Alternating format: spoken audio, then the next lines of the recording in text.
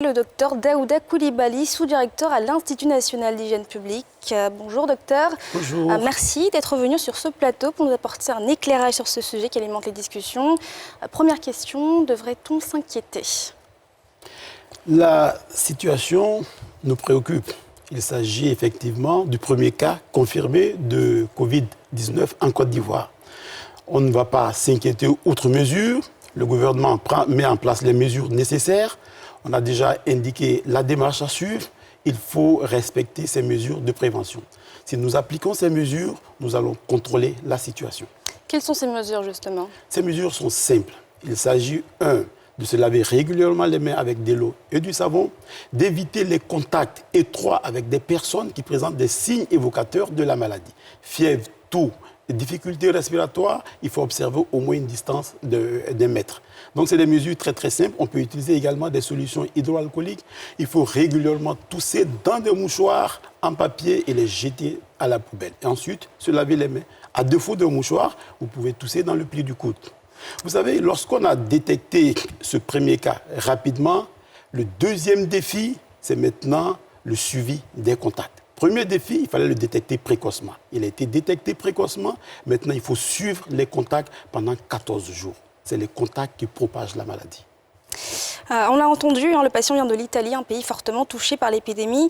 Alors, si une personne revient d'un voyage, d'un pays à risque, à quel moment est-ce qu'elle doit s'inquiéter? Normalement, lorsque vous revenez d'un pays que nous appelons pays affecté par l'épidémie de la maladie à coronavirus, vous devez observer une mesure dite d'auto-isolement, de quarantaine volontaire à domicile pendant 14 jours. Pendant ces 14 jours, nos équipes prennent votre température matin et soir. Et si au cours du suivi, vous développez des signes évocateurs de cette maladie, on vous fait un prélèvement, comme dans le cas de ce patient, qu'on amène à l'Institut Pasteur. Et lorsque le cas est confirmé, on déclare alors la maladie. C'est quel type de prélèvement? Est-ce que c'est une prise de sang? Non, il s'agit d'un prélèvement nasopharyngé. C'est un écouvillon nasal qu'on va vous mettre et lorsqu'on va retourner, on va ressortir avec des cellules qu'on va envoyer maintenant au laboratoire pour confirmation.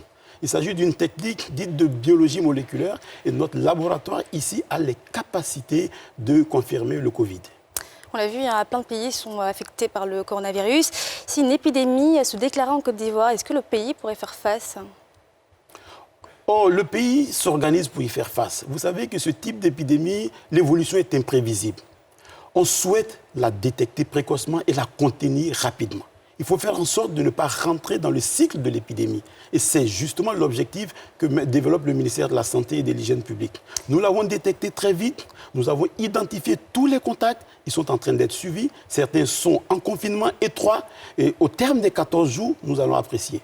Quel est le dispositif de riposte mis en place par votre service? La première des choses, c'était la détection. C'était un challenge, détecter. Parce que le cas pouvait passer inaperçu. Et s'il passait inaperçu, il allait contaminer d'autres personnes. Premier challenge, détecter précocement. Deuxième challenge, c'est le suivi. En l'absence de vaccination, c'est le suivi des contacts qui est la clé de la lutte.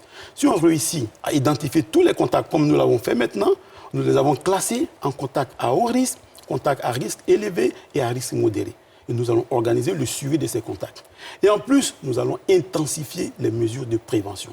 Il faut que la population adhère à ces mesures. C'est la population qui a la clé de la lutte. Si elle ne respecte pas ces mesures, la maladie va se propager. Ces mesures sont simples. Il faut les appliquer. Il ne faut pas céder à la panique. Nous avons les moyens, nous avons les capacités d'interrompre la chaîne de transmission.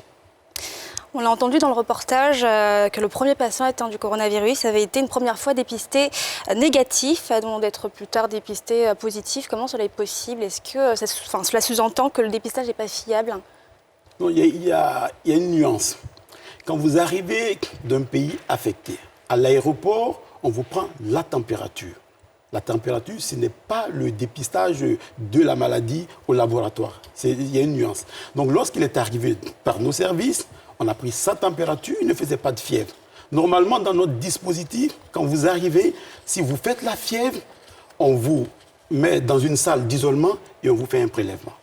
Mais il se trouve que lorsqu'il est arrivé, il ne faisait pas de fièvre. Donc, il n'y a pas de raison pour le bloquer à l'aéroport. Il est rentré naturellement chez lui, mais il observait la mesure de quarantaine. Il observait très bien cette mesure de quarantaine. C'est important de le dire. Il ne sortait pas, il était en quarantaine et il était suivi par nos services. Et c'est au cours du suivi qu'il a développé les signes. Naturellement, nous avons fait un prélèvement conformément à notre procédure et qui est revenu positif. Dès lors que ça revient positif, il a été interné au service des maladies infectieuses. Il est traité. Son état ne suscite aucune inquiétude. Il va bien, il s'améliore. Maintenant, quels sont ceux qui étaient en contact avec lui? Comment les gérer pour rompre la chaîne de transmission? Ils sont au nombre de combien, ceux qui sont en quarantaine là, en ce moment? Une centaine, mais il faut distinguer les contacts. Une centaine, enfin les cas suspects, vous voulez dire? Non. Nous appelons contacts, quand je dis une centaine, il y a ceux qui étaient avec lui dans l'avion, qui sont déjà plus de 90. Voilà. Mais sinon, les contacts rapprochés, étroits, sa famille proche, ils sont 8. Donc ils sont en quarantaine, les 8 personnes, ils suivent très bien la quarantaine. Nous leur avons rendu visite ce matin, et cet après-midi, demain également, matin et soir, ils sont suivis. Et au cours du suivi, on va apprécier. Il y a d'autres personnes qui étaient dans le même vol que lui, qu'on appelle régulièrement au téléphone. Dès ce matin, on a commencé à les appeler. C'est vrai qu'ils peuvent penser, ils peuvent céder à la panique, mais nous leur avons dit non, ne cédez pas à la panique. Ce n'est pas parce que vous étiez dans l'avion avec lui que vous allez forcément développer la maladie. Respectons le suivi ensemble et nous allons nous en sortir. On va terminer sur cette note. Respectons les mesures d'hygiène, en tout cas. Merci beaucoup, Dr Daouda Coulibaly. On rappelle que vous êtes sous-directeur à l'Institut national d'hygiène publique. Je voulais peut-être ajouter que la mesure efficace de lutte, c'est appliquer moi-même les mesures et faire appliquer par mon entourage. Très Merci. bien. Merci beaucoup.